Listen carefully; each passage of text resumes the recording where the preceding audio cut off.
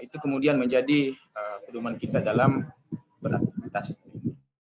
Nah, seperti dalam surah Al-Alaq adalah merupakan satu titah Tuhan untuk bagaimana menekankan kepada umat Islam tanpa terkecuali untuk senantiasa menjadikan proses membaca itu adalah bagian daripada proses transformasi pengetahuan.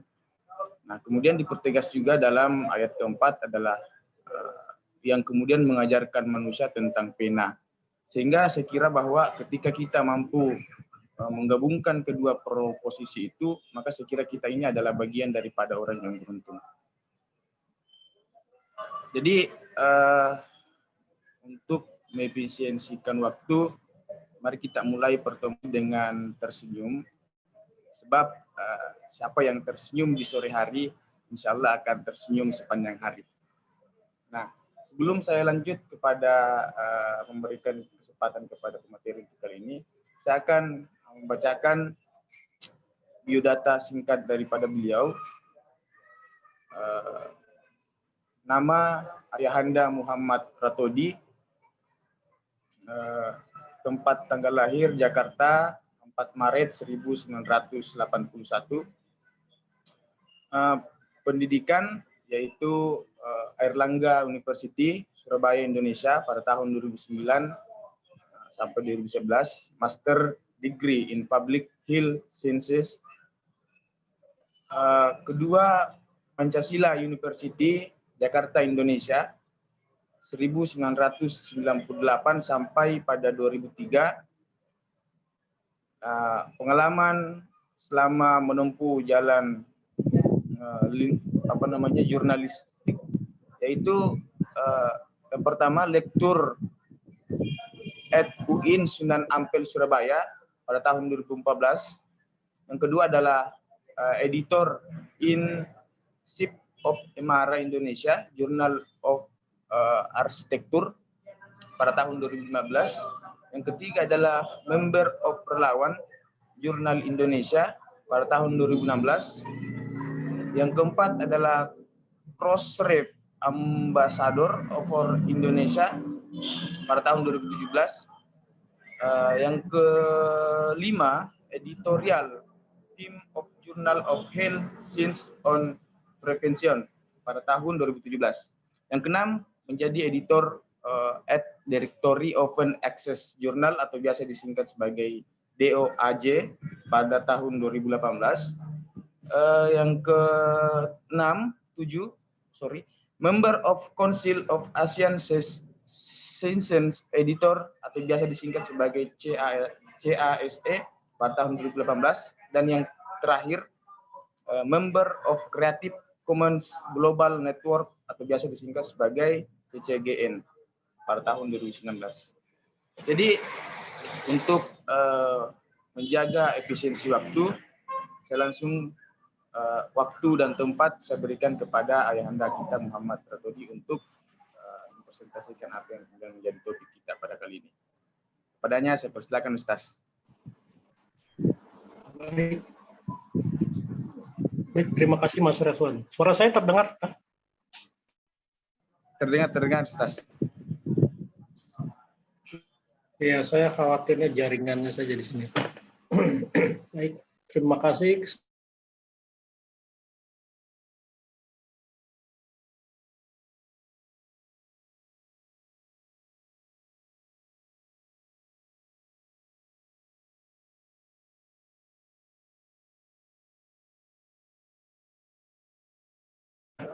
Kayak series gitu ya, sudah beberapa kali sesi gitu ya.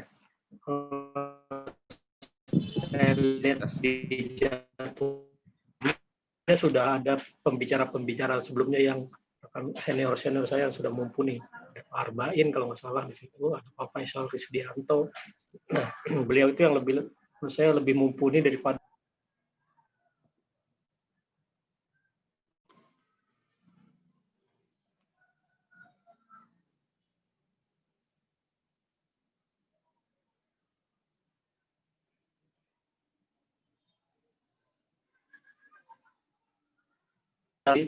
bagaimana nanti kalian menyiapkan sebuah artikel jurnal,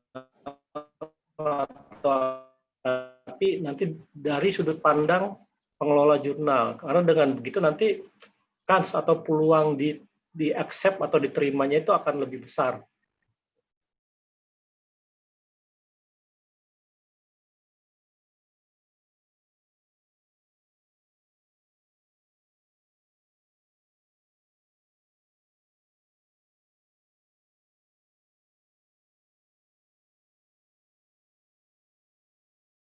Mas Reswan? Iya, iya, Stas.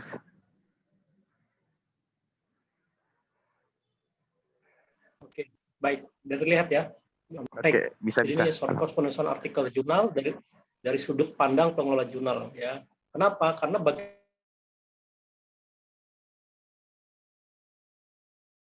bagaimanapun para pengelola jurnal ini artikel kalian semua ketika disubmit. Nah, ini saya sampaikan berdasarkan pengalaman saya. Yes. Nah, ini kalau kita flashback, inilah yang kemudian para rekan-rekan mahasiswa Dirjen Dikti nomor 152 tahun dari 2012 yang lalu ya. Maksudnya kalau salah satu syarat untuk kelulusan adalah harus ada wajib publikasi ilmiah. Mulai dari jenjang S1 sampai S3 sama, cuman yang bedanya itu nanti tempatnya. Kalau S1 itu hanya diwajibkan terbit di jurnal ilmiah. Ya. Sedangkan kalau untuk yang S2,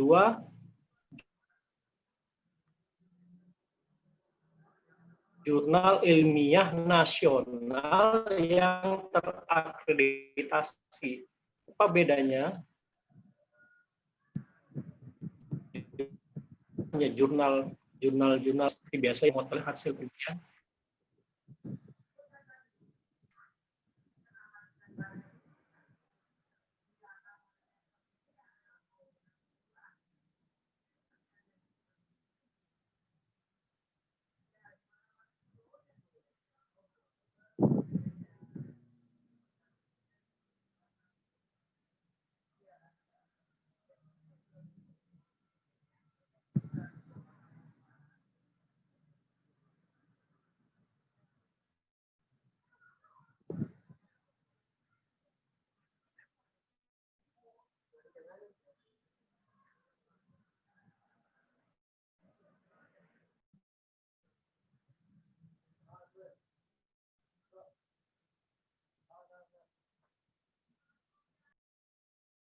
Halo Mas Reswan, masih bisa disimak saya?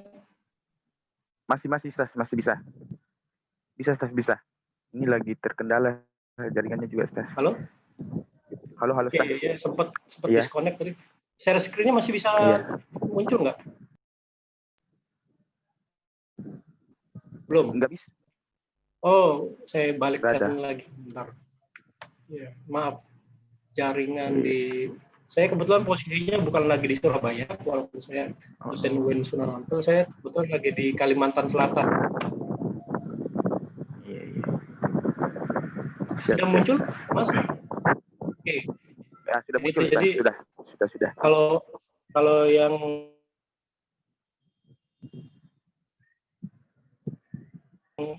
S3 itu harus jurnal internasional 2 gitu. Jadi menurut saya nanti sesuaikan saja gitu ya. Sesuaikan saja karena sesuai kalau kalian S1 sebenarnya nggak usah sampai yang internasional, yang silakan sih kalau mau submit gitu sampai ke yang internasional akreditasi gitu ya.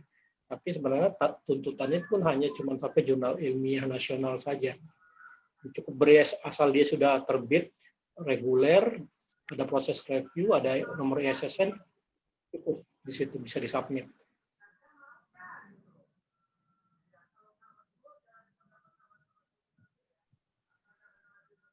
Nah, kali ini nanti saya coba akan beberapa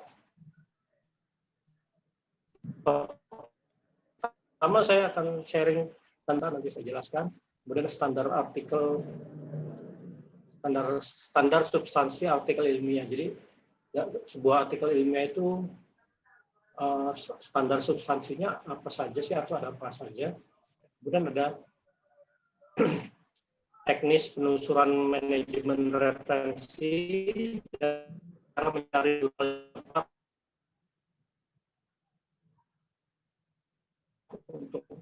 untuk skripsi editor in chief di Mara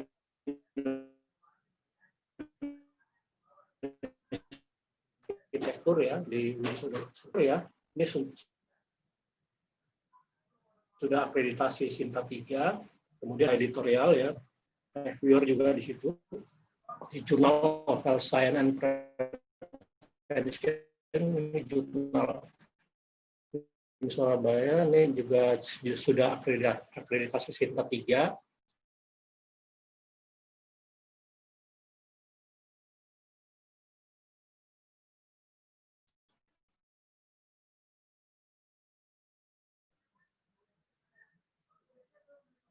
Kemudian reviewer juga di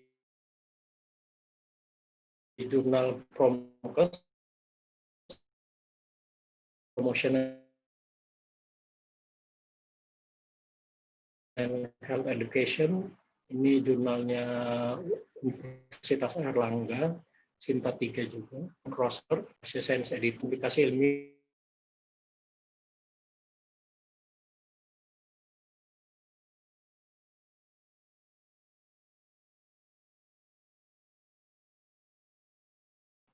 Halo? Halo, Ustaz. Ya, putus ya dirinya. Iya, kayaknya lagi disconnect. Disconnect sendiri, keluar ke logout sendiri, nanti kesambung sendiri. Jadi ini di layar ya, ini kegiatan saya. Di sisi kiri ada channel, beberapa kanal-kanal saluran komunikasi, bisa email, bisa WA, bisa ada Facebook, Twitter, atau Google Scholar. Silakan kalau misalnya ada yang mau berdiskusi ataupun sekedar say hello gitu ya. Dia tentang apa itu Sinta ya, kalau ini bukan Sinta wayang ya, walaupun memang nanti identik situ. Sinta ini Science and Technology Index, jadi sebuah situs indexing, pengindeks miliknya Kemenristek BRIN ya, yang isinya database jurnal dan peneliti seluruh Indonesia.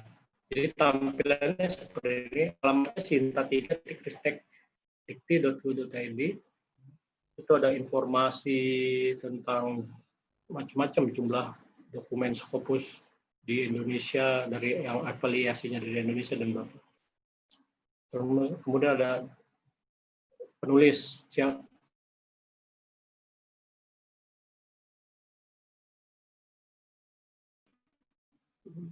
Itu ada ranking ya, siapa penulis paling, ini berubah terus, dinamis.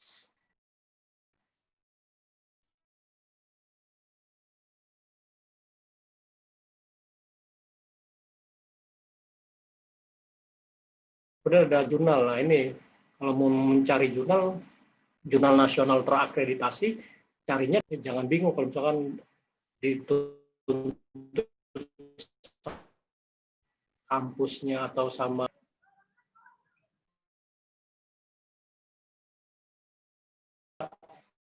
ini cari jurnal, nanti ketikan kata kuncinya apa, misalkan sesuai apa 1 sampai Sinta 6. Situs ini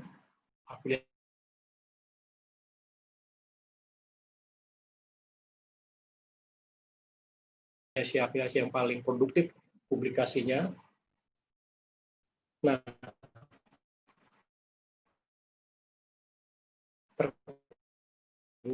kita menulis akademik. Tapi ini kalau ini saya sampaikan kalau misalkan tetap bersama rekan dosen atau tabungannya mahasiswa, kalau saya motivasi menulis itu masing-masing beda.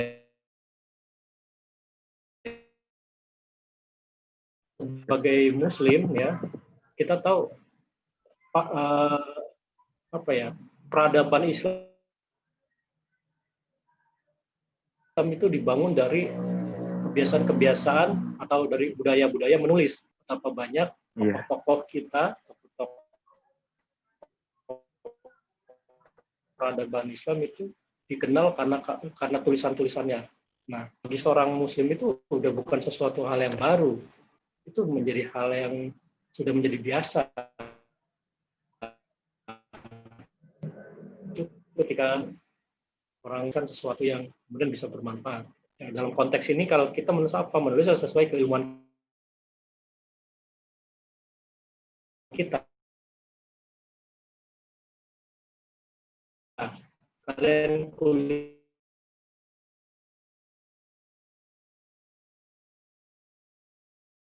di program studi apa ya, tulislah itu. Kan kita sebagai umat bicara kebiasaan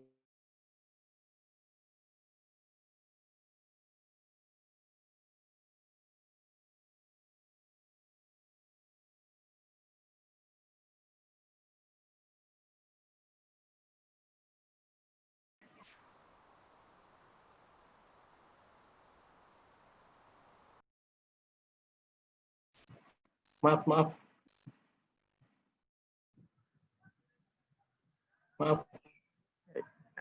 Iya Pak.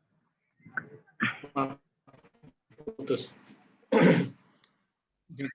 Dari cetak ke online. Jadi dulu juga jurnal itu cetak. Sekarang mulai tahun 2000 berbondong-bondong jurnal itu menerbitkan online.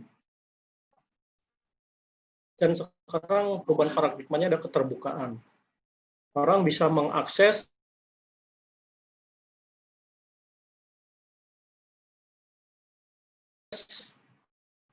karya-karya itu secara karya-karya penelitian itu secara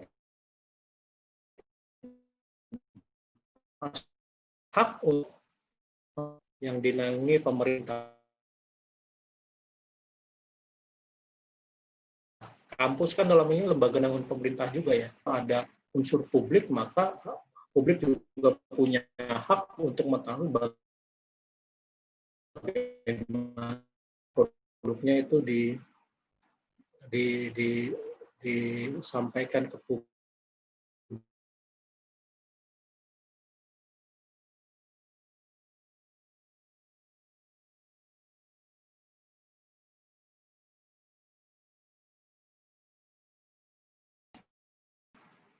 Nah, jurnal tadi, maka kita menulis sebuah cerpen atau menulis sebuah blog gitu ya, kita ada kaidahnya ya. Kan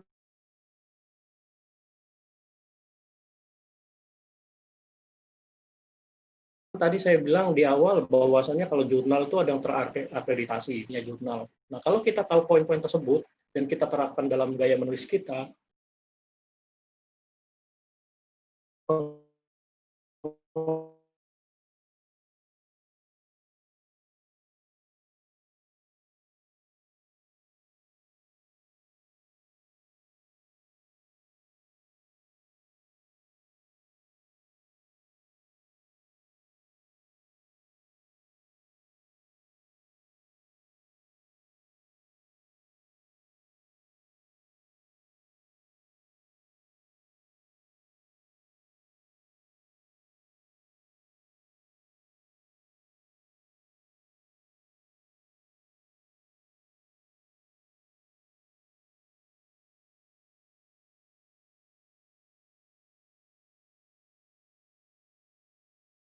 tapi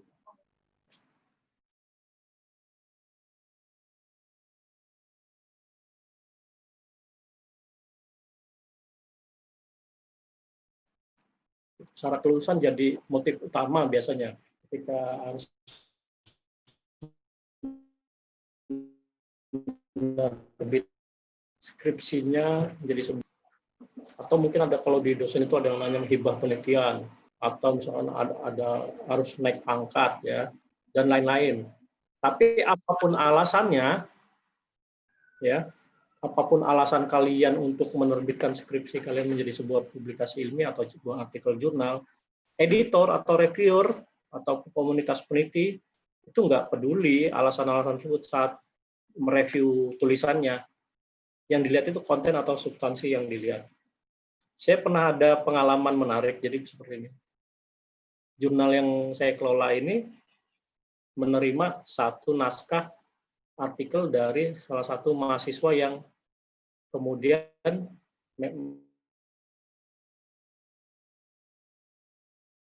ini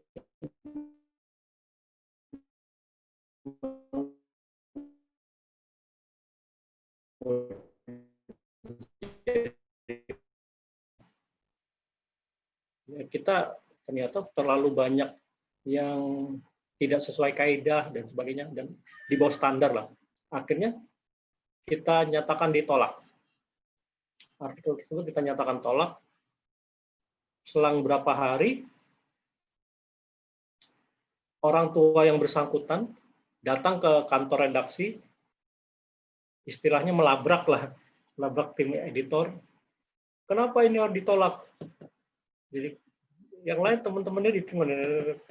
Kita kasih penjelasan dengan seperti apapun, enggak, karena memang sudut pandangnya beda dan kepentingan yang berbeda, akhirnya enggak masuk juga gitu loh. Sampai berapa sih tawarin, berapa harganya sih supaya bisa terbit?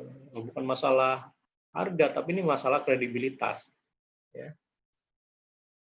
Nah, jadi apa yang harus kita siapkan?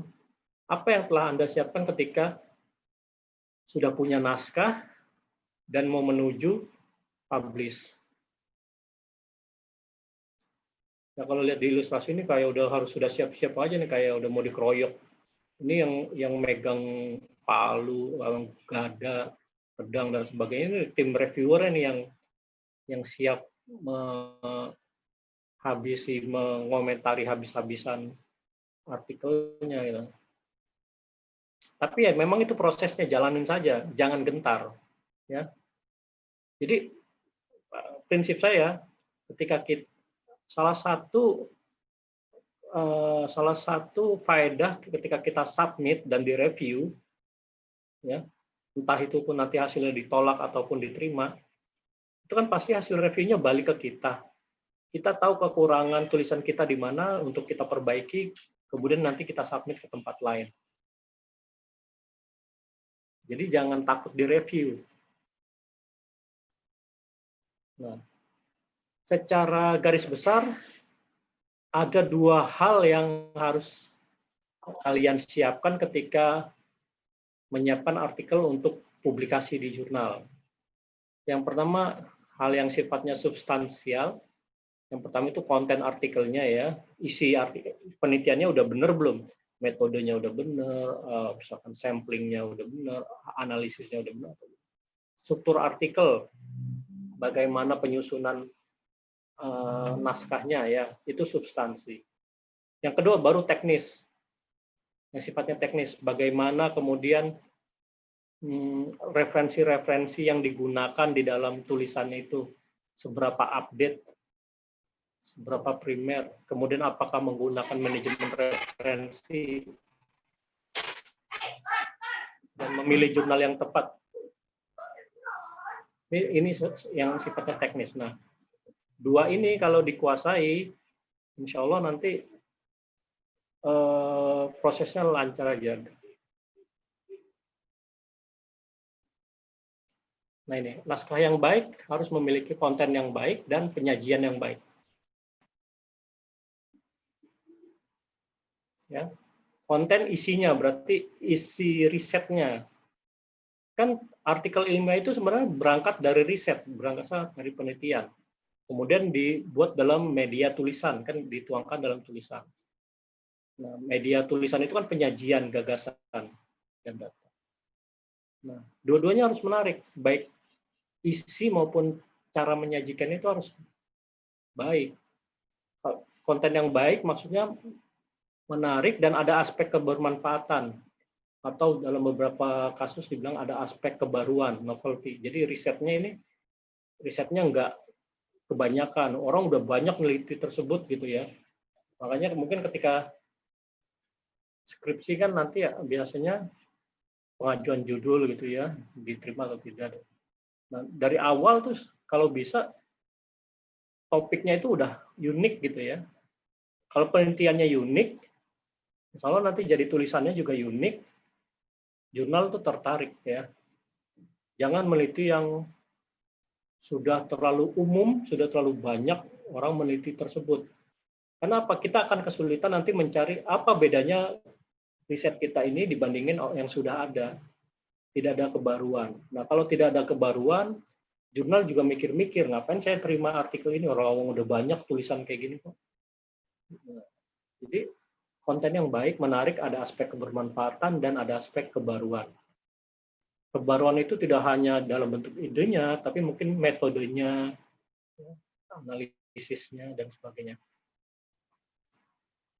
Kemudian disajikan.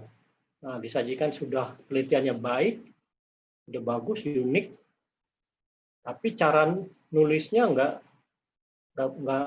rapi gitu ya, misalkan loncat-loncat, tidak bisa dipahami alur berpikirnya. Nah itu nanti orang jadi tidak bisa memahami penelitian yang baik tersebut. Nah, percuma juga. Jadi harus dua, konten dan penyajian. Nah, saya nggak tahu kalau di sini banyaknya teman-teman ini yang dari yang sifatnya sains atau sosial humaniora ya, dari background-nya. Tapi memang secara umum ada perbedaan antara bidang sains dan sosum ya, terkait struktur tadi, terkait teknik penyajian ya. Kalau teman-teman yang di bidang sains kan biasanya judul abstrak, kata kunci, terus kemudian ada IMRAT, ada artikel itu IMRAT, Introduction, Method, Result, and Discussion. Nanti baru ada konklusi, acknowledgement, reference. Ya, jadi ada jelas tuh ada pendahuluan, ada metode, ada hasil, ada pembahasan, ada kesimpulan. Ada jelas itu ya pembagiannya. Tapi kalau teman-teman yang sosum mungkin yang di filsafat atau di mana gitu ya, biasanya lebih cair ini, batasannya kurang begitu, tidak imrat, non imrat, jadi lebih judul, abstrak, terus ada kata kunci, kemudian poin A, poin B, poin C, poin D disusun berdasarkan dari general ke yang spesifik, conclusion.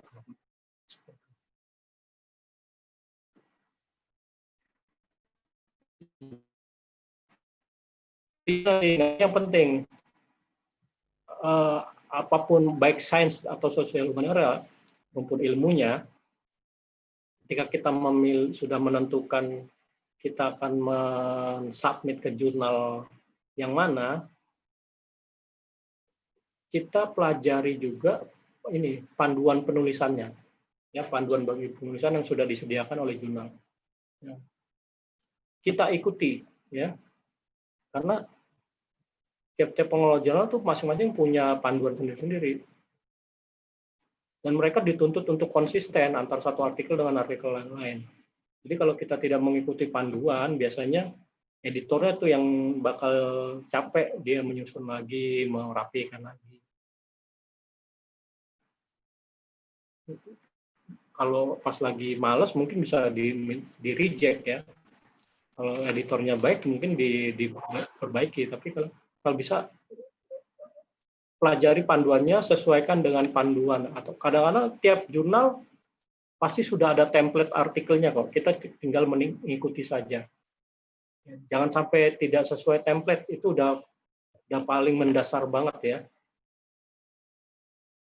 Jadi template-nya begini dari jurnal, tapi kita gayanya bikin sendiri. Nah, ketika menulis ya, ini sih teknik menulis saja, ini masing-masing orang bisa beda ya. Jadi kalau saya pribadi ketika menulis artikel, pertama yang saya tulis adalah di bagian metode dan hasil pembahasan dulu. Jadi saya tulis dulu metode, hasil dan pembahasan. Kan kita sudah riset, kalian udah melakukan penelitian di skripsi kalian, udah bikin laporan skripsi ya. Nah, coba dibuat dulu metode, hasil dan pembahasan. Metodenya apa? Metode penelitian apa? Ya, ini kan supaya nanti menjaga kesinambungan antar bagian ini nyambung. Ya, kalau urutannya kan aslinya nggak gini ya, harusnya judul dulu. Kadang-kadang orang kalau mau nulis itu bingung, judulnya apa ya? Mikirin judulnya dulu, tapi nggak nulis-nulis. Judul itu belakangan. Ya. Metode, hasil pembahasan, hasil dan pembahasan itu kan yang jadi pokoknya artikel kita ya, apa temuan kita apa di situ, itu yang kita bahas di situ, apa kesimpulan, kalau pendahuluan itu latar belakang, abstrak, kata kunci, judul. Nah, ini juga penting buat kalian menguasai manajemen reference. Ya. Bagian badan artikel nih, ketika menulis bagian metode ya, mungkin kalau di skripsi mungkin metode itu bab 3 kalau nggak salah ya. Jadi prinsipnya kalau ketika menulis metode di artikel ilmiah, cantumkan semua detail informasi, langkah-langkah riset, ya. Jadi risetnya mulai dari apa sampai apa gitu ya. Maksudnya apa? Supaya langkah-langkah itu bisa ditiru oleh orang yang membaca artikel kalian kelak. Gitu. Jadi risetnya itu reproducible, bisa ditiru lagi, riset yang kalian lakukan bisa ditiru. Hindari pencantuman kalimat yang sifatnya definisi umum, hingga sampai membahas konten. Jadi kadang di metode itu suka ketemu sampel adalah ini menurut ini. Nah, itu kan definisi yang sifatnya umum. Apa kita dipaparkan lagi? Nggak perlu. Nah, bagian ini juga biasanya bagian yang disorot oleh para reviewer. Dan pada banyak kasus jadi alasan penolakan artikel. Kenapa? Karena metodenya nggak jelas.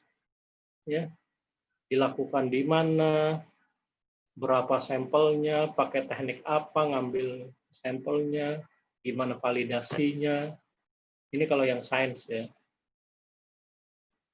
Jadi dibuat sejelas mungkin. Penting ini bagian metode.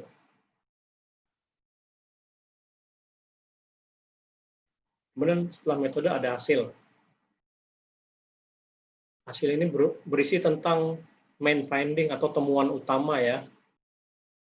Yang kemudian temuan utama ini menunjukkan distingsi atau pembeda dengan riset-riset atau publikasi sebelumnya. Jadi mungkin saja penelitian sejenis sudah pernah dilakukan ya, tapi ternyata setelah kalian lakukan kok temuannya beda gitu ya dengan temuan. Di bagian hasilnya dipaparkan. Bagian ini juga gunakan tabel atau gambar, salah satu aja, untuk menyampaikan hasil temuan. Tapi jangan berlebihan, perlu banyak gambar, perlu banyak tabel. Sudah ada tabel, dideskripsikan lagi. Nah, itu berlebihan. Itu enggak boros. Jadi itu kalau editor nggak terlalu suka dengan model yang seperti itu. Atau misalkan ketika mencantumkan gambar, resolusinya pecah. Ketika di zoom pecah, atau misalkan hasil screenshot dari mana, tabelnya screenshot dari Excel misalkan. Nah itu juga jangan pecah ya seperti itu. Kemudian di pembahasan, ini bagian paling inti ya dari tulisan artikel kalian bagi seorang pengelola jurnal ya. Di sini terjadi diskusi berdasarkan hasil temuan, kemudian dibandingkan dengan penelitian lain, Nah, di situ dirangkai bagaimana diskusinya, dialognya seperti apa di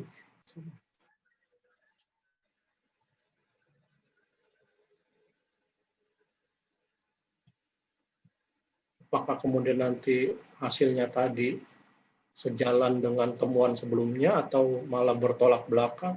Kalau bertolak belakang, kenapa dibahas lagi.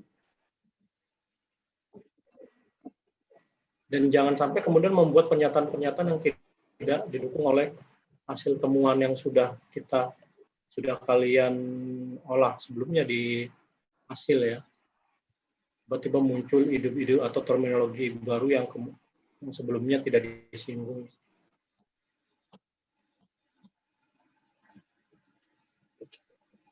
Nah, konklusi ini sama sebenarnya di laporan penelitian atau laporan deskripsi ya. Jadi intinya kalau deskripsi kan kita ada rumusan masalah ya. Nah, kalau di sini konklusi ini menjawab tujuan penelitian. Kan di awal di bagian pendahuluan kita sebutkan tujuan risetnya apa sih, mau ngapain. Nah,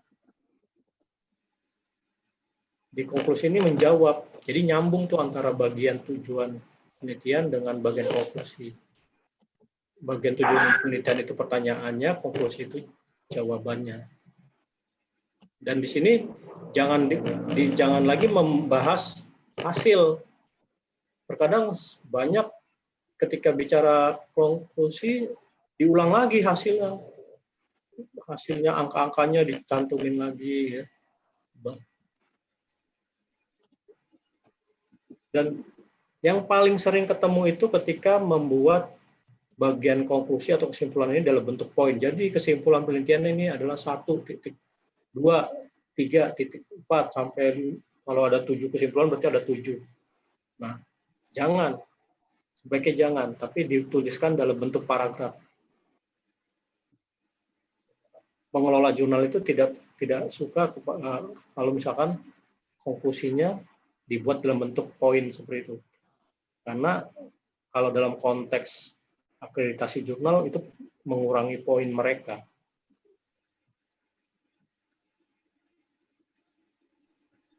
Nah, yang tidak kalah penting adalah bagian pendahuluan. Ya. Karena bagian ini adalah bagian di mana kalian harus dapat meyakinkan pembaca bahwa artikelnya relevan. Tidak hanya untuk diri sendiri, tapi untuk mereka yang membaca. Jadi nanti pendahuluan ini dibuat sebenarnya simpel aja. Kalau dalam skripsi bisa 3 lembar gitu ya. Tapi kalau dalam artikel ilmiah paling 1-2 mungkin paling banyak 4 paragraf, 5 paragraf. Dibuat secara singkat, sifatnya dari umum ke khusus ya. Paragraf pertama itu bicara latar belakang secara umum, kenapa kita mengambil riset itu, masalahnya apa sih. Paragraf, terus 1-2 paragraf berikutnya berisi tentang state of the art yang menjustifikasi pernyataan novelty atau kebaruan atau kontribusi artikel ini terhadap keilmuan. Kemudian tujuan pada paragraf terakhir biasanya disebutkan kalimat atau disebutkan tujuan penelitian. Nah, tujuan penelitian ini nanti dibuat secara lugas. Kalau banyak berdasarkan latar belakang tersebut, maka tujuan penelitian. Nah, itu jangan seperti itu. Langsung aja, tujuan penelitian ini adalah untuk apa? Jadi berdasarkan latar belakang tersebut. Nah, itu kan bahasa-bahasa deskripsi ya. Yang nggak kalah penting abstrak dan kata kunci. Ya. Biasanya kalau kita mau nonton film, kita nonton teasernya dulu atau lihat di YouTube dulu ya, reviewnya. Baru kayaknya ramai nih, ayo nonton. Nah, sama, abstrak itu fungsinya kayak gitu. Orang sebelum melanjutkan baca full teksnya ya, baca keseluruhan tulisan kalian, dia baca abstrak dulu. Kalau abstraknya menarik, dia akan lanjut baca sampai selesai. Tapi kalau dari abstraknya saja udah, kayaknya bukan ini yang saya cari, nah itu udah dia nggak akan baca sampai akhir. Makanya Abstrak penting, menyusun abstrak ini penting. Menginformasikan pembaca apa yang telah Anda lakukan dan temuan penting yang harus diketahui. Umumnya dibuat dalam satu paragraf 50 sampai 250 kata. Itu nanti menginformasikan mulai dari latar belakang secara singkat, metode yang digunakan, metodenya gimana, terus temuannya apa, kesimpulannya apa. Nah, kata kunci juga penting. Keyword ya. Nah, keyword ya, kita sekarang eranya digital, pakai search engine, apa-apa kalau mau search, kalau mau cari informasi kita pakai kata kunci, maka keyword ini menentukan apakah artikel yang tulisan kalian dapat ditemukan dengan mudah atau tidak oleh mesin pencari. Jadi hindari membuat kata kunci yang misalkan terlalu umum. Misalkan Islam, Muslim, kalau misalkan dalam kajian Islam, di studi kajian Islam, misalkan Islam, kata kunci artikel kalian Islam, Muslim, hadis, kota misalnya Surabaya, itu kan sangat umum sekali ketika kata kunci tersebut ribuan yang muncul topiknya, atau yang terlalu sempit atau secara spesifik yang orang sampai nggak kepikiran bakal mau mencari kata tersebut. Intinya nanti kata kunci ini harus relevan dengan naskah. Ya. Jadi dengan kata kunci ini, kata-kata keyword tersebut ini mencerminkan secara keseluruhan tulisan kalian, ngomongin apa sih gitu. Judul juga penting. Ya. Judul yang ini sebaiknya pakai kalimat yang singkat, jelas, dan menggambarkan. Jadi dengan sekali baca judulnya, paham isi artikelnya mau bicara apa sih sebenarnya.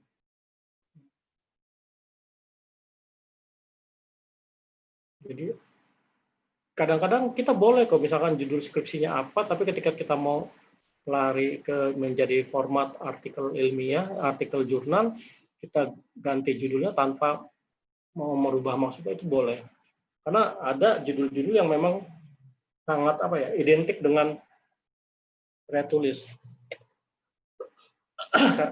Yang identik dengan skripsi maksud saya. Misalkan gini, hubungan pengetahuan dengan apa-apa. Nah itu kalau udah ada kata hubungan, korelasi, itu biasanya itu skripsi gitu. Nah, itu nanti kata-katanya artikelnya bisa untuk judulnya bisa dimodif lagi. Intinya dengan kalimat yang efektif menggambarkan isu utama dari naskah tulisan kalian, dibuat menarik dan mengundang orang untuk membaca dan mensitasi. Baik, itu terkait standarnya secara substansi ya. Ini saya mau memberi gambaran lagi tentang alur penerbitan artikel jurnal ya. Jadi mungkin kalian setelah punya artikel submit sudah, terus pengennya habis submit langsung dapat kabar diterima atau tidak gitu ya, karena ini kan untuk syaratan kelulusan, ngejar wisuda misalnya atau ngejar yudisium. Nah, jadi seperti ini ya. Ketika seorang penulis itu mengunggah naskahnya ya, nanti akan ditugaskan kepada seorang namanya section editor. Ya, section editor itu nanti dia menugaskan kepada seorang reviewer. Reviewer ini tim ahli yang di luar jurnal gitu ya. Jadi kampusnya bisa di luar dari kampus si jurnal itu sendiri. Ini orang luar lah, reviewer. Nah, ketika reviewer menerima tugas, oh dia oke, baik, saya akan menerima, dia melakukan penelaahan artikel. Reviewer kemudian membalikin ke editor beserta catatan dan keputusannya, apakah harus revisi, apakah bisa langsung diterima. Ya. Kalau misalkan ada revisi, maka naskah akan dikembalikan ke kalian untuk diperbaiki, ya, untuk direvisi sesuai komentar dari reviewer. Itu biasanya nanti akan dikasih deadline. Setelah diperbaiki, dikirim balik ke editor. Editor memeriksa, oh apakah sudah sesuai dengan permintaan perbaikan, sudah sesuai standar. Misalkan dianggap sudah, maka akan dilakukan proses editing, disesuaikan template-nya, layout-nya dan sebagainya, diberi nomor halaman, macam-macam header, footer dan sebagainya. Baru nanti kemudian terbit. Nah, itu untuk satu artikel. Ya, dalam satu terbitan kan nggak cuma satu artikel, bisa sampai 10 artikel, maka ada 10 proses seperti ini. Yang sebelah kanan ini saya ngambil salah satu dari contoh dari Jurnal Administrasi Kesehatan Indonesia punya UNER, ini udah Sinta 2. Ya. Ketika artikel masuk, di screening sama editor. Editor akan mengecek apakah artikel ini sudah sesuai fokus and scope jurnal. Jangan sampai fokus and scope jurnalnya kesehatan, artikel yang masuk kok tentang studi hadis misalkan, kan nggak nyambung. Kemudian novelty, kebaruannya.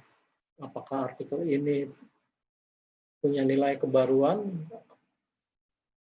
Kemudian kalau di kesehatan itu biasanya ada etiknya, ada kode etiknya, ada enggak ya.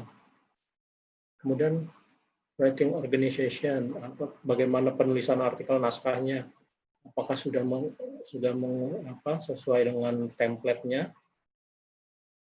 Beberapa kasus dicek di awal similarity-nya berapa persen dengan Turnitin.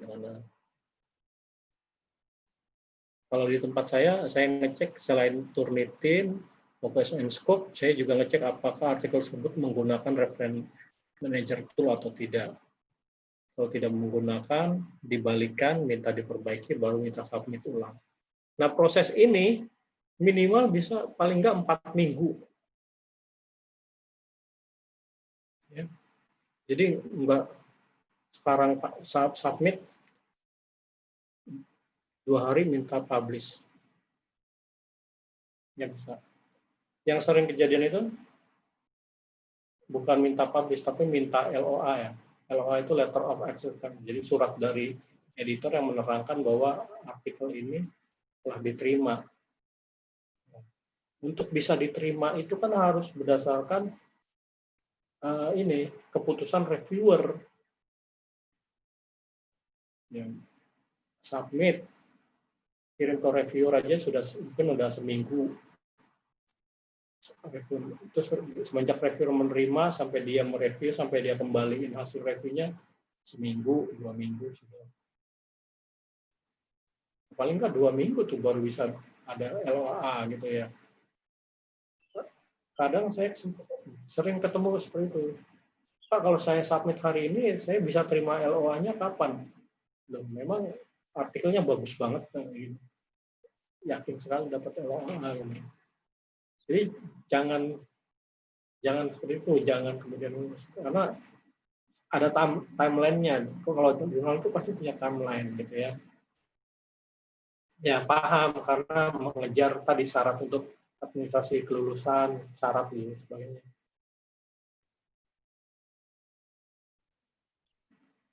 Nah, kalau sudah tahu substansinya seperti apa, kemudian sudah tahu proses bisnisnya bagaimana, maka yang kemudian adalah bagaimana memilih jurnal yang tepat untuk naskah skripsi Anda.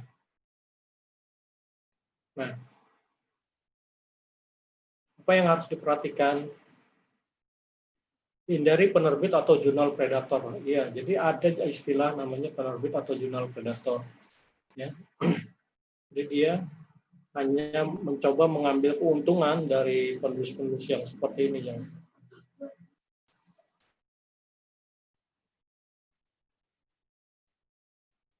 makanya kemudian carilah daftar jurnal dari basis data yang terpercaya.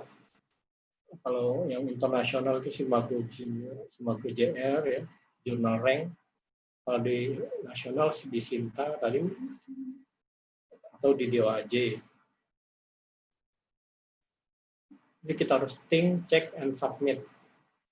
Kita harus berpikir dulu, kita harus pahami dulu kondisi jurnalnya, kita periksa apakah jurnal ini jangan sampai nanti udah makan waktu lama panjang, nggak terbit gitu ya.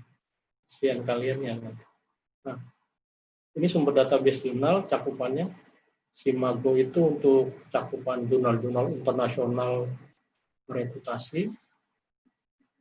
Kalau DOAJ ini untuk ada jurnal Indonesia ada, jurnal luar negeri juga banyak.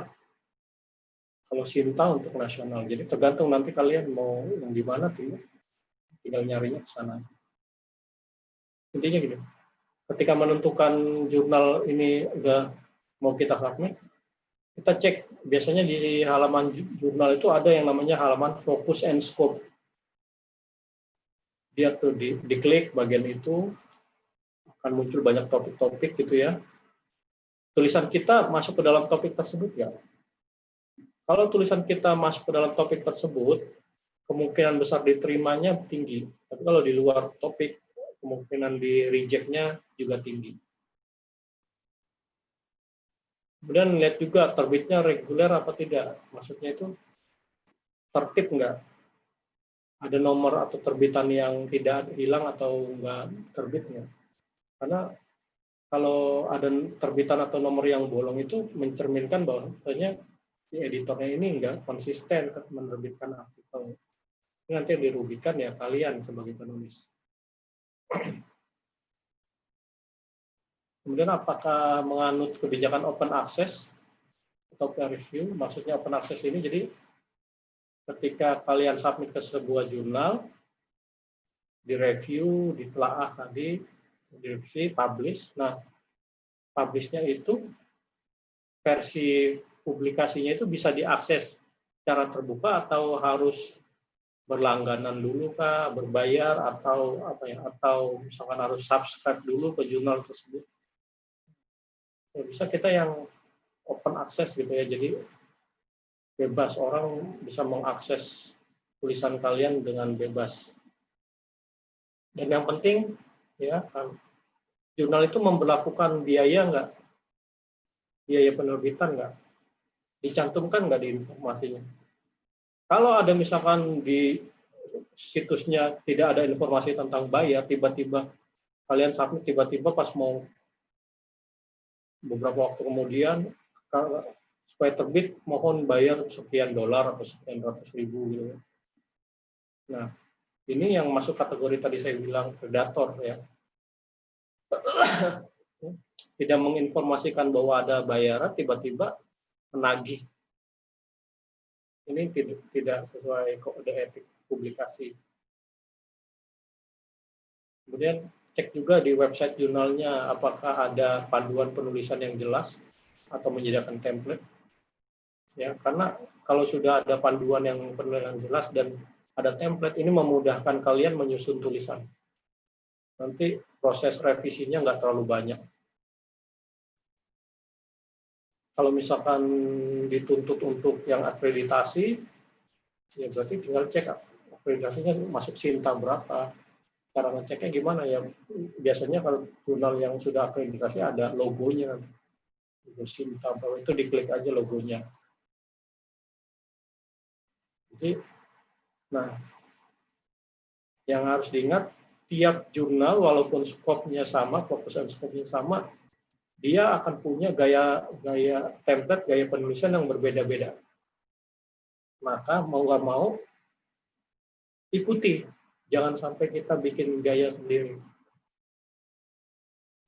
Nah, ini misalkan Sinta 2, Ristek Dikti, .22 jurnal. Saya coba screenshot kali, saya mau misalkan saya mau cari nama jurnal yang pendidikan bahasa Arab misalnya. Ternyata ada 21 jurnal yang mengandung kata Arab pada nama jurnalnya, yang mulai dari Sinta 2 sampai Sinta 5. Jadi mengandung kata Arab ini.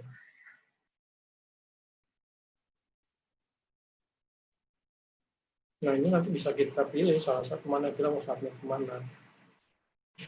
Nanti silakan aja nanti kalian coba dengan kata kunci yang sesuai dengan skripsi kalian. Nah, yang tiga adalah terkait teknik referensi, standar referensi dan penelusurannya. Jadi terkait referensi ini juga penting ya, terkait sumber dan terkait kemutakhiran.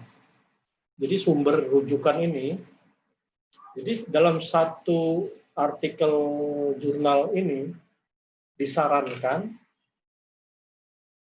paling tidak referensinya itu, daftar pustakanya itu minimal 15. Sedikitnya 15. Dengan 80%-nya itu berasal dari sumber nisbah primer. Atau sumber nisbah primer itu artinya dari jurnal ilmiah, dari jurnal artikel jurnal ilmiah. Jadi kalau 15 itu 80%-nya berapa ya? Nah, mungkin 10 ya.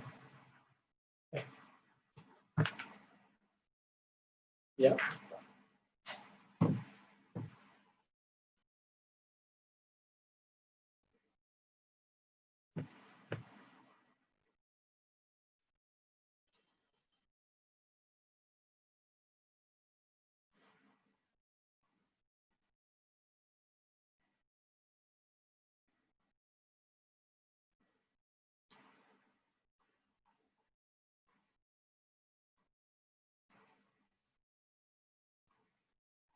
Untuk yang kaji. Jadi kalau misalkan topiknya sains gitu ya, minimal 80% itu dari jurnal ilmiah. Jadi kalau ada 10 rujukan berarti 8-nya dari jurnal.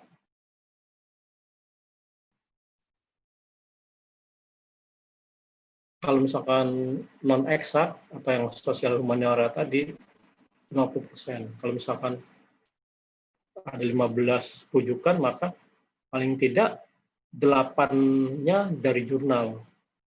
Ya. Ini yang kemudian sering ketemu ketika saya sebagai editor gitu ya, ada nerima artikel gitu ya.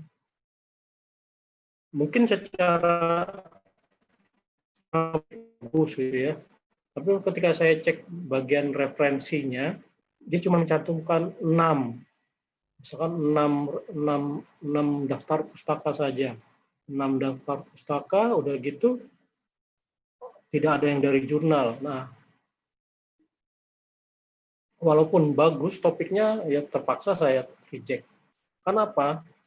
Kalau dari sudut pandang pengelola jurnal, kalau artikel ini bakal terbit, dia merugikan poin penilaian bagi jurnal, waktu akreditasi jurnal, dia jadi jatuh di situ.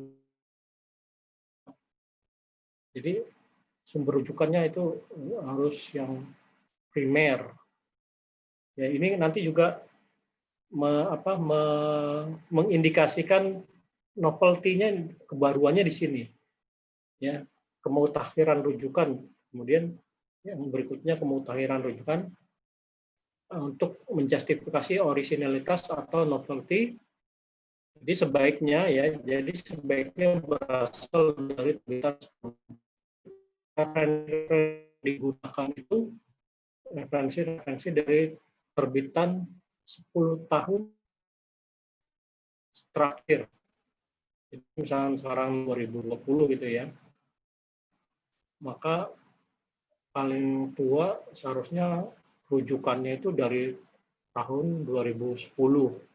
Jangan sampai ada yang dari tahun 1980-an, 1990-an.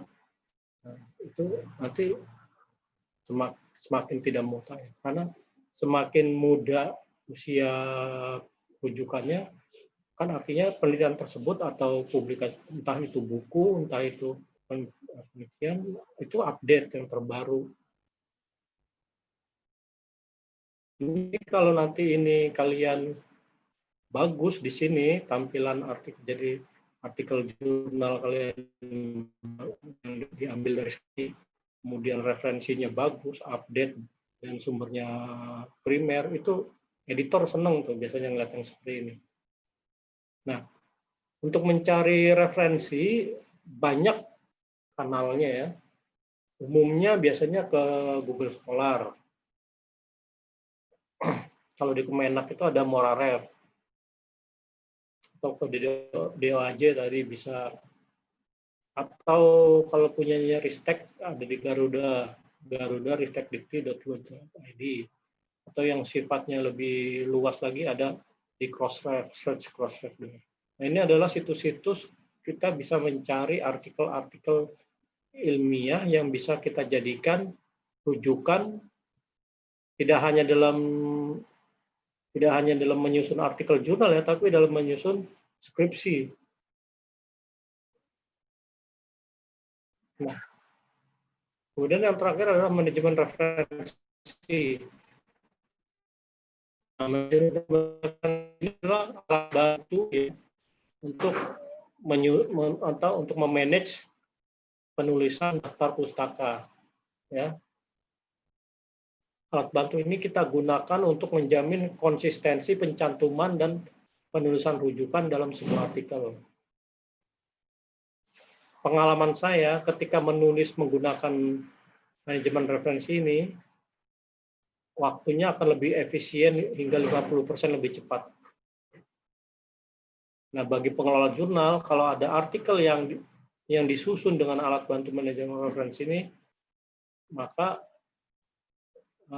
dijamin nanti akan membantu mempertahankan kualitas konsistensi artikel, kemudian mempermudah proses penyuntingan akhir.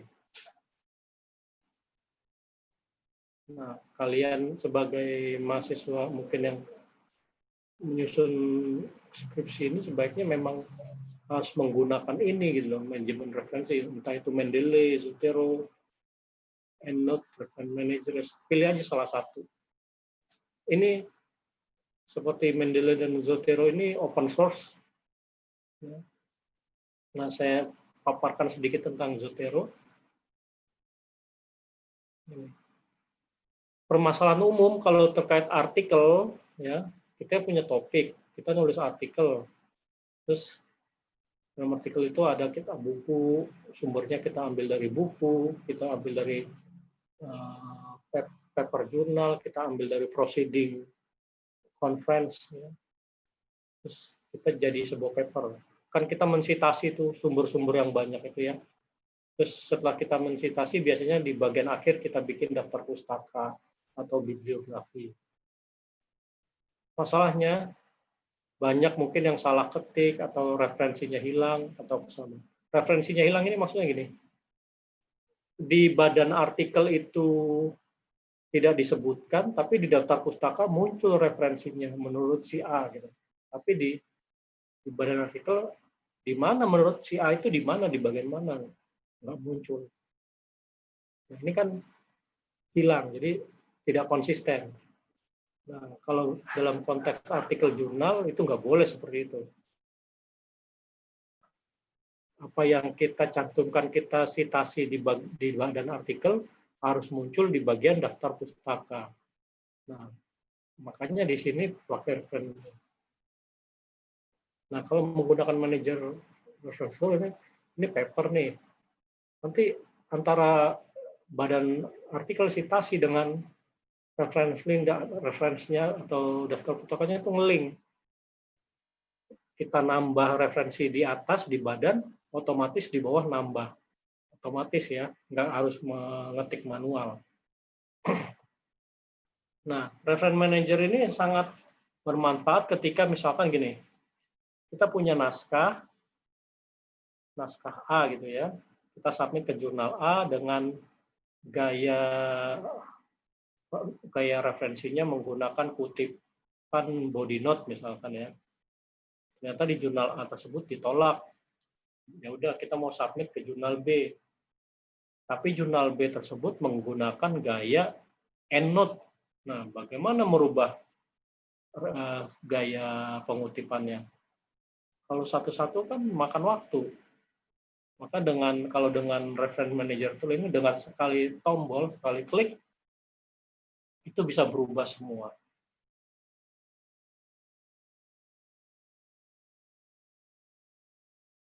Ini kalau mau install di sini nih, zotero.org.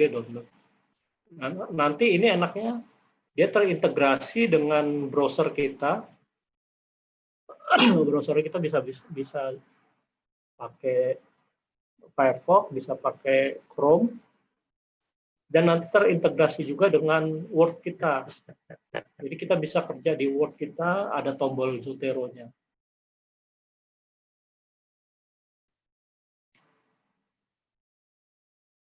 Nah, ini aja tampilan aja. Jadi ini di tampilan di Word seperti ini.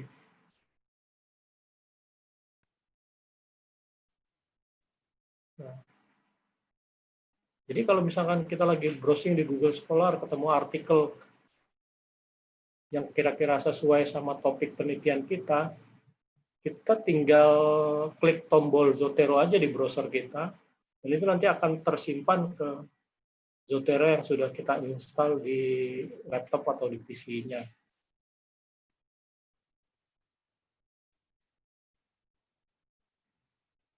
Nah, stylenya banyak, bisa diganti-ganti nanti. Nah, ini editor ini ngecek nih saat ketika kan biasanya kalau submit itu dalam format Word ya. Dalam format Word itu kelihatan apakah Word tersebut menggunakan reference manager atau tidak, itu seorang editor bisa ngecek. Jangan sekali-sekali mengirim naskah artikel itu dalam bentuk PDF ya. Karena kalau PDF kan tidak bisa dikomentar, bukan tidak bisa, akan sulit dikomentari itu, atau kalau mau di layout harus di convert dulu. Itu kan jadi menambah pekerjaannya si editor. Ini Word sesuai template-nya. Baik, saya rasa cukup, Mas.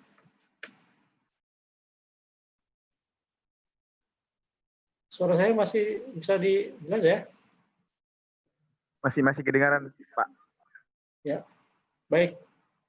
Tuh, terima kasih. Semoga jelas dan bisa memberi insight.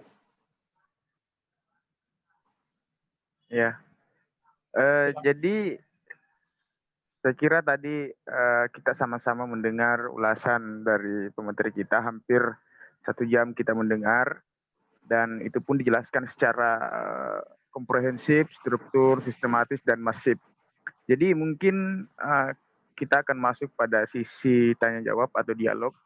Mungkin ada dari sebagian teman-teman yang hadir di sini yang ada mungkin ingin dipertanyakan. Silakan. Jadi saya ulangi lagi, mungkin dari sebagian teman-teman yang hadir di agenda kali ini mungkin ada yang belum paham secara komprehensif apa-apa yang kemudian tadi dijelaskan oleh pemateri kita. Silakan dipertanyakan.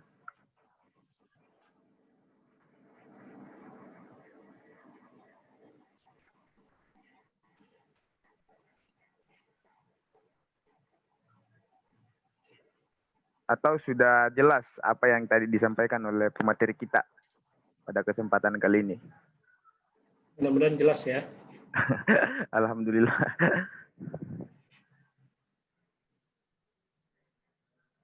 Jadi sekali lagi saya ulangi, mungkin dari sebagian teman-teman yang hadir di kegiatan kali ini, mungkin ada yang belum paham secara betul bagaimana kaidah-kaidah daripada kepenulisan jurnal itu sendiri.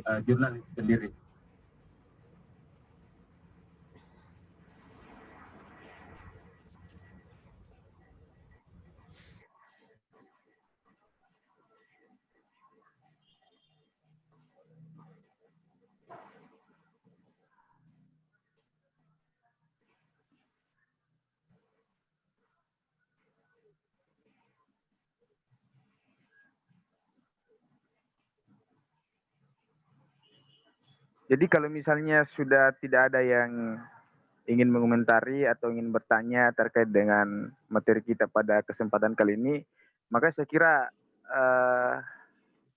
pertemuan kita akhiri sampai di sini.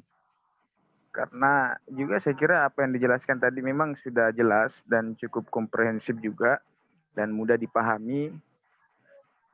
Tinggal bagaimana kemudian kita mengaplikasikan pembelajaran-pembelajaran yang kemudian tadi dielaborasi secara bersama-sama. Ya, jadi analoginya seperti ini. Kalau misalkan Mas Reswan sebagai laki-laki gitu ya, mau menghadap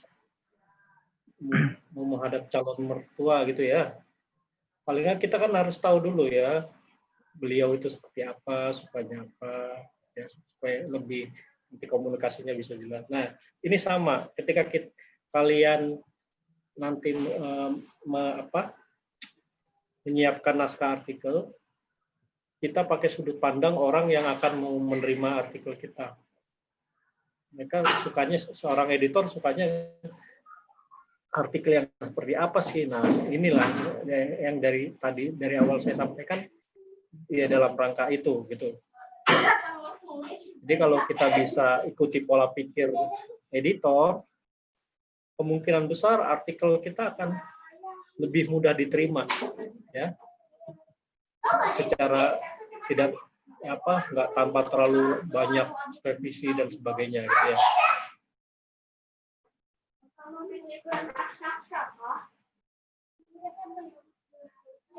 Nanti mungkin materinya bisa di-share ya. Siap. Mungkin satu moderator. Oke, silakan. Ya, Kak. terima kasih Jessi ya. Ini dari Palangkaraya. Oke. Sangat menarik sebenarnya apa yang dijelaskan oleh narasumber tadi ya. Cuman mungkin karena saya di Palangkaraya ini agak hujan-hujan, jadi sering keluar masuk begitu. Ada hal yang ingin saya tanyakan. Kita harus melihat jurnal mana yang kita tuju begitu ya. Nah, untuk pemahaman atau kita memahami untuk mengetahui jurnal mana yang kita tuju itu caranya bagaimana, Kanda? Itu satu. Yang kedua, ada nggak kiat-kiatnya agar artikel kita bisa diterima begitu?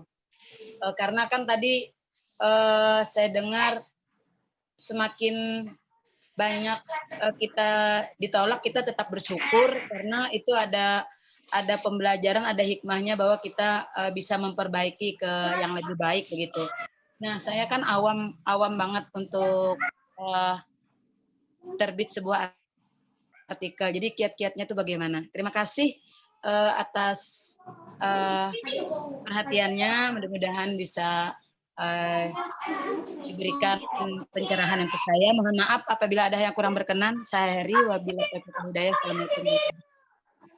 Waalaikumsalam warahmatullahi wabarakatuh. Mungkin bisa langsung ditanggapi, Stas. Silakan, Stas. Yang pertama tadi mencari top jurnal yang tepat seperti apa gitu ya. Yang pertama yang pasti yang sesuai dengan topik tulisan kita. Ya. Topik tulisan kita apa? Jangan sampai topik tulisan kita Islamic Studies, tapi kita submit ke jurnal yang ruang lingkupnya sistem informasi misalkan. Nggak nyambung. Jadi, itu satu, fokus and scope-nya sesuai dengan topik tulisan. Kedua, dengan motivasi kita tadi, apakah memang mencari yang jurnal yang terakreditasi atau yang sekedar cuma jurnal ilmiah ber-ISSN gitu. Nah, kalau kiat-kiatnya yang paling utama itu ikuti gaya selingkuh atau panduan dari jurnal itu sendiri. Ya. Jadi tadi saya sudah sampaikan, tiap jurnal punya gaya selingkuh, punya ketentuan, ikuti ketentuannya. semakin kita mengikuti ketentuan si jurnal, semakin besar artikel kita bisa diterima. Tapi intinya gini, artikel yang baik itu berawal dari riset yang baik. Berarti kan risetnya dulu yang baik ya. Jadi kalau risetnya yang baik, ya tadi ada novelty-nya tidak, bagaimana metodenya, apakah penelitian itu sudah pernah dilakukan sebelumnya atau tidak, apa bedanya penelitian tersebut dengan penelitian-penelitian sebelumnya. Nah, kalau ada different atau apa ya, ada khasan keunikan dari risetnya, pengelola jurnal biasanya dan reviewer itu senang gitu. Dia akan merekomendasikan artikel ini bisa diterima, mungkin dengan minor revisi. Kalau ada misalkan minor revisi, ikuti aja. Kadang-kadang editor jurnal bisa sangat cerewet ya. Titik koma itu dikomentari gitu ya. Ya kita ikuti aja, nggak usah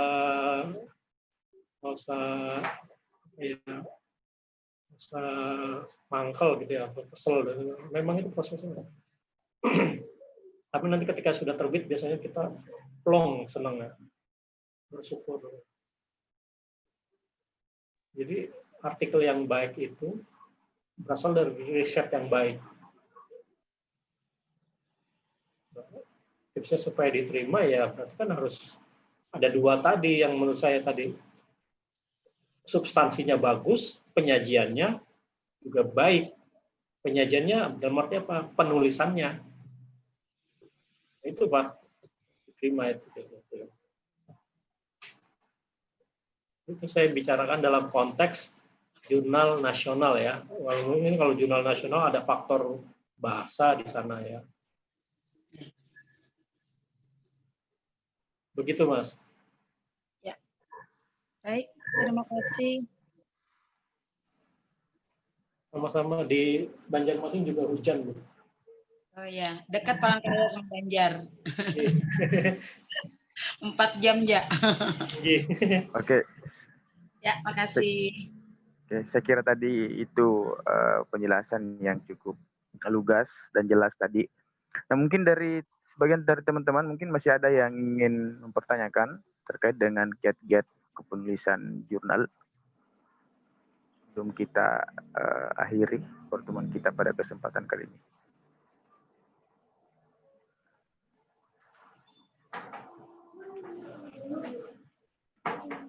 Oh ya, satu lagi Mas Reswan.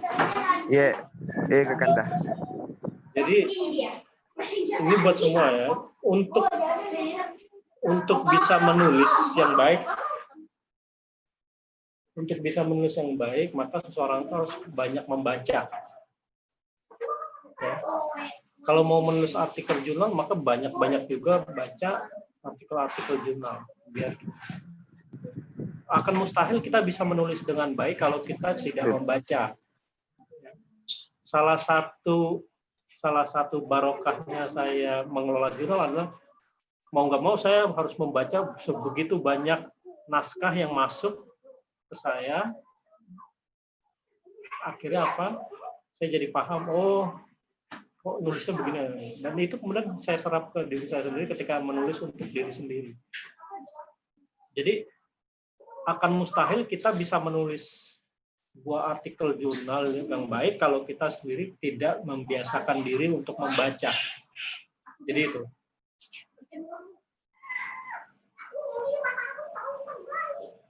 Banyak baca kuncinya. Dan jangan minder, kalau saya kan masih mahasiswa, tulisan saya gini-gini aja. Enggak.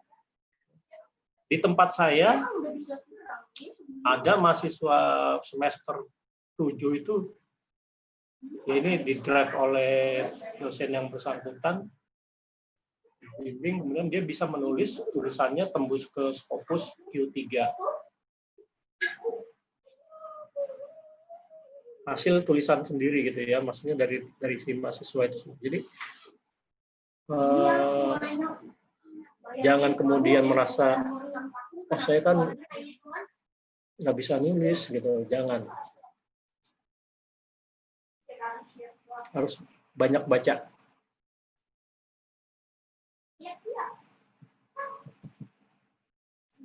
Itu aja sih kalau pesan saya.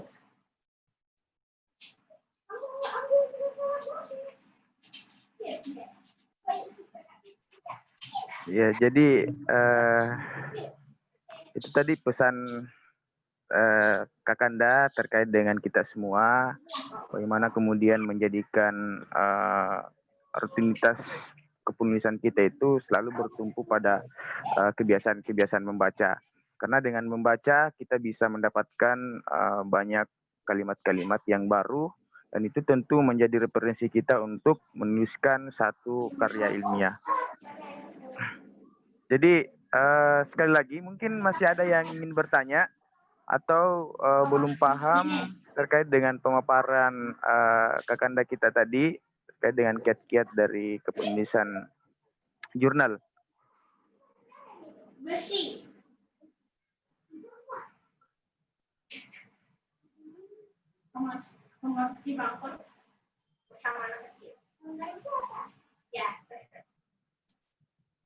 Atau mungkin Kakanda mungkin masih ada yang ingin disampaikan Kakanda.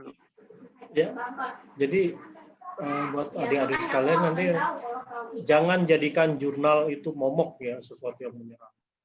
Kalian bisa kok taklukkan. Ya pengelola itu manusia juga kok, sama makannya nasi juga sama. Jadi asal memang harus, tapi ya tadi kita nggak bisa modal nekat submit gitu ya. Kita harus ada persiapan. Salah satu persiapannya tadi membaca, harus pakai strategi sehingga nanti hasilnya bisa maksimal, jadi tidak sia-sia gitu. Karena proses penerbitan itu satu artikel itu ya tadi perlu waktu, apalagi kalau kalian misalkan diburu waktu deadline karena mau ikut syarat kelulusan misalkan. Nah, kalau nggak dipersiapkan baik-baik, nanti sudah submit nunggu lama-lama tiba-tiba ditolak, mentah lagi harus prosesnya ke jurnal lain kan harus dari nol lagi. Jadi harus pakai strategi tadi. Nah, itu seninya memang. Kebetulan zaman saya sih belum ada kewajiban itu ya. Jadi kalian ini luar biasa gitu ya. Diharuskan menulis publikasi ya. Tapi ya memang seperti itu, cendekiawan itu memang dikenalnya dari tulisan gitu ya. Yang bikin kalian dikenal, yang bikin namanya bakal terus ada di search engine, bakal ada terus di internet itu ya tulisan itu. Ya. Jadi menulis untuk keabadian. Ya.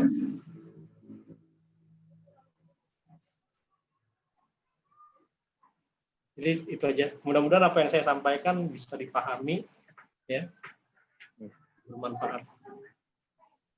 Ya, jadi mungkin tibalah masanya untuk kita